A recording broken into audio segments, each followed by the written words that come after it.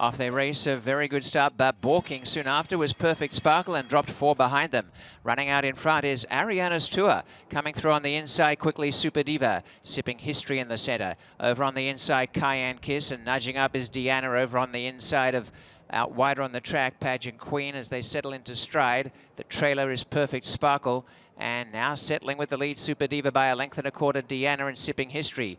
A length in behind them, Pageant Queen off the track, and in the centre, Deanna. On their inside is Cayenne Kiss, and 2 lengths away last, Perfect Sparkle. Super Diva's travelled well, a length and a half. Sipping History's creeping closer, however. Ariana's Tour, a different tactic today, and is starting to feel the strain. Coming up the inside is Cayenne Kiss, and off the track, Pageant Queen. Sipping History trying to stay with Super Diva. Super Diva's lead, a length and a half, tapped up. Sipping History to come after this leader is gradually gaining. They're 3 lengths clear, and on the outside, Pageant Queen. Sipping History's now starting to intimidate the leader by getting within range, but not enough to go by. Oh yes, Super Diva's not done with. Sipping History, the only danger, and is a real danger.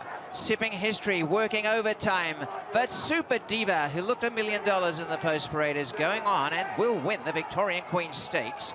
A very gallant performance, Super Diva again. Sipping History second. Ariana's Tour in a show photo with on the inside, Pageant Queen was close. 1:17.84.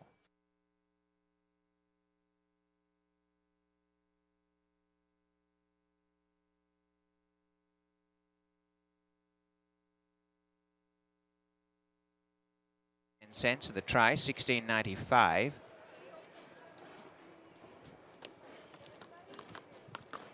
Superfecta 41.65 and the double $57.90 for a pair of threes. Super Diva is once again in the Johnny Walker winner's circle. The pick 4 has paid $1,374.15. The numbers.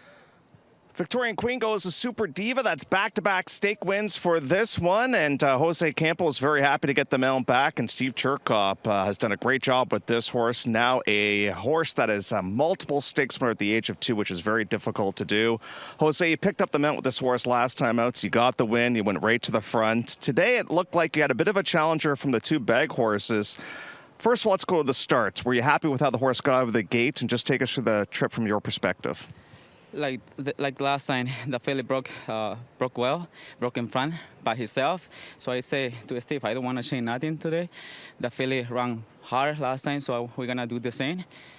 Finally, we won the race easy, and I wanna give thanks to Steve for the opportunity to ride this amazing filly. I wanted to ask you, Sipping History kind of got up to you there a little bit, and I thought, I don't know how much Jose's got left, but once you asked for that 5th gear, it seemed like she responded nicely for you. She ran fast all the way around. She never stopped. Like the first part was 22, 45, and she never stopped. And the quarter part, when I asked her to go, she responded good. I think she's a tiny, but she's a big hard filly. And very, very quick. We let you go because I know you have a ride in the next race. Thank you. Okay, there you go, Jose Campos. Steve, this horse has either been like huge or has had some disappointments, but overall the campaign has been fantastic. What has led now to more of her consistency, would you say? I think, it took her a couple starts to figure out her job because, like, work-wise, she's been working phenomenal. She worked really good going into her last race, and then, the work in the interim here was really, really good, too. What about the fact that she ran so big last time out? From a betting point of view, maybe it's overused, but some people like to say, well, maybe the horse is going to bounce next time out. Were you at all concerned about a bit of a regression here today? Yeah, I was more concerned about that. Like, the big horse that scratched at the gate, nice horse. He's got a couple nice horses, but everybody was kind of talking, that filly scratch, it might have been a different story, and, it might have. But the 3-week return was probably a bigger concern than anything because I knew that if anybody wanted to go with her, they were going to be punished early. Well, Steve, enjoy, my friend. Looks like you got a great group with everybody involved with this horse. Congrats. Yeah, I also want to say, thanks to my staff at the barn, and, Jose does a lot of work in my barn in the morning times too, and it's nice when it pays off, and for all the owners giving us an opportunity. There's a mixed bag of owners, guys who are heavily invested in the game and some who are not, so we become more like a family than an ownership, so it's great. And I love that you guys bought some more at the sale as well, which is great. We went and reinvested back in Ontario, and we're going to hope for some results, next year. Obviously, this is, over overachieving, but we're going to hope. Congrats. Thank you so much. Okay, there you go. Steve Churkoff with Super Diva, the Victorian Queen Stakes champion. And coming up next, it's the boys in the Bull Page.